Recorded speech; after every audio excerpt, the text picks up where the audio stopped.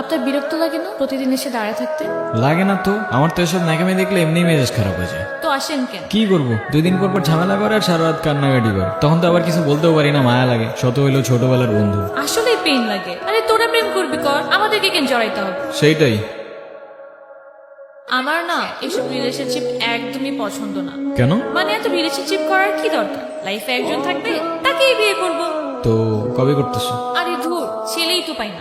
আচ্ছা। তোমার গার্লফ্রেন্ড আছে? না। হ্যাঁ, মিথ্যা কথা। আচ্ছা যাও, মিথ্যা কথা। আসলেই নাই? বানাওনি নাকি হয়নি?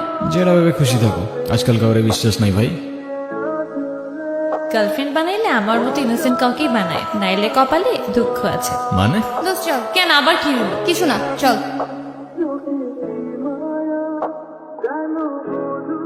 আচ্ছা, তোরা কথা না বললে দেখা করতে আসার কি মানে? আর দেখা করতে আসলে কথা না বলার কি মানে, সেটা আমার একটু বুঝাবি? না, আমাদের কি কোনো কাজ নাই? সারাদিন কি তোদের পিছে পিছে দৌড়াবো? কিরে, আমার হয়ে তুই ওরে বল, আমার কথা বলার কোনো ইন্টারেস্ট নাই তোমার সাথে।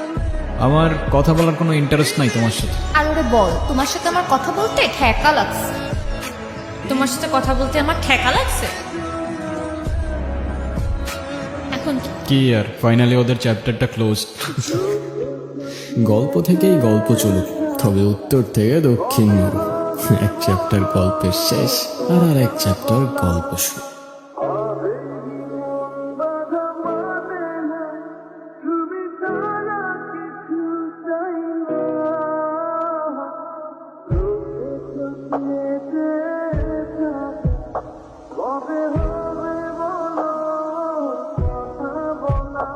মাইশা, এই 5 দিনে আমি তোমাকে কয়বার কল দিছি তুমি বলো তো? একবার কল দিলে তোমার ফোন অফ থাকে, একবার কল দিলে ওয়েটিং, আরেকবার কল দিলে ব্যস্ত থাকে। আরে সরি, এই 4-5 দিনে না আমার ফোনটায় না কি জানি প্রবলেম হয়েছে।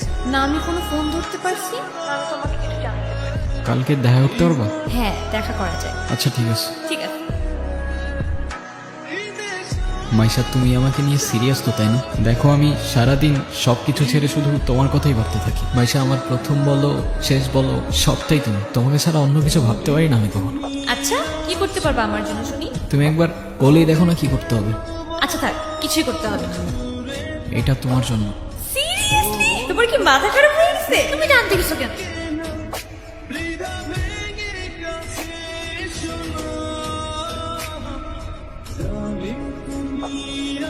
হ্যালো। কালকে সারা রাত তোমার ফোন ওয়েটিং ছিল, আর আজকে তুমি কল ধরতেছো না, এগুলো মানে কি মাইশা? আরে তোমাকে বললাম না আম্মুর বাসার দিকে আসছি, এখানে তো নেটওয়ার্কের সমস্যা।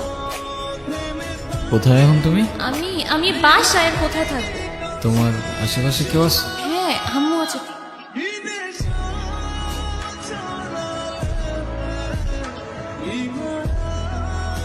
নীরব, আমি জানি তুমি আমাকে অনেক খারাপ ভাবতেছো। ও আচ্ছা, তোমার কি মনে হচ্ছে? কি ভাবা উচিত তোমাকে?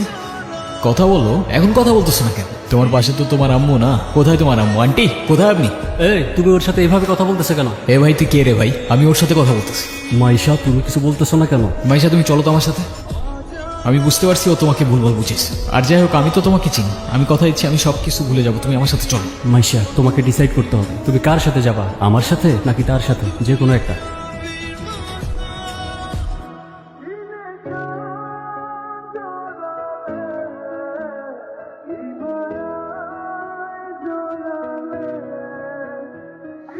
হ্যাঁ আব্বু, এই যে আমি আসলাম মাত্র বাস স্ট্যান্ডে। আরে দেরি কই করছি, এখনো তো 15-20 মিনিট বাকি বাস আসতে।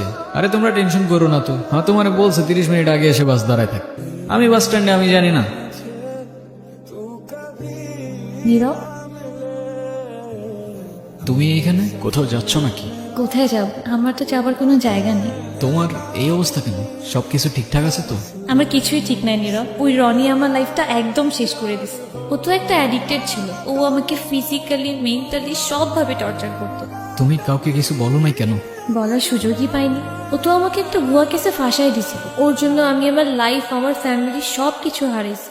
বাদ দাও, যা হবার তো হয়েই গেছে না। ভালো থাকার চেষ্টা করো, জীবন অনেক সুন্দর। এই নাও চকলেট। এই তোমার এই চকলেট কিনতে এতক্ষণ লাগে? উনি কি? আরে হঠাৎ করেই ওর সাথে দেখা, তোমারে বলছিলাম না ওই যে মাইশার কথা। ও ভালোই তো আছে মনে হচ্ছে। ভালো থাকবে না কেন? অবশ্যই ভালো আছে। এই চলো তো। এই ব্যথার শহরের অলিগলির নুড়ি পাথরগুলো যেন আমাদের কষ্টগুলোরই এক একটা প্রতিচ্ছবি। আর সেই কষ্টগুলোর মাঝে আমরা আমাদের জীবনের হাল ছেড়ে দিলেও জীবনের একটা মোড় হয়তো আমাদের সবাইকেই একটা সেকেন্ড চান্স দেয়।